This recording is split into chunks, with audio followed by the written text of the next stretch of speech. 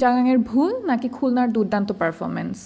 ফাইনালে ওঠার আরেকটি সুযোগ দুই দলের সামনে, তবে চিটাগাং কিংসের জন্য এমন সুযোগ কাঙ্ক্ষিত ছিল না। প্রথম কোয়ালিফায়ারে ফরচুন বরিশালের কাছে হারাতেই তারা এমন বাধ্য আরেকটি ম্যাচ খেলতে।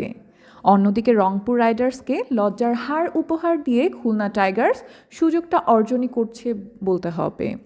মিরপুরে শেরে বাংলা স্টেডিয়ামে আজ সন্ধ্যায় দ্বিতীয় কোয়ালিফায়ারের মুখোমুখি হবে দুই রকম কম্বিনেশনের এই দুই দলের সমন্বয় দুই রকম হতেই পারে, তবে এখানে বিশেষভাবে তা উল্লেখের কারণ ওই দুই রকমের মধ্যে থাকা একটা অস্বাভাবিকতা। খুলনা টাইগার্স তাদের কম্বিনেশনটাকে মনে করছে সেরা, তবে চিটাগাং কিংসও নিজেদের টিম কম্বিনেশনকে নিজেরাই বলছে ভুল। সেরা আর ভুল কম্বিনেশনের লড়াইটা কে জিততে ফাইনালে চৌকাঠ ডিঙোবে সেটি দেখারই খুলনা টাইগারদেরও সেই রকম মনে হয়েছিল কিনা কে জানে। তবে তারা সেখানে অবসর কাটাতে যাননি, গিয়েছিলেন বিপিএলের ক্রিকেট ম্যাচ উপলক্ষে।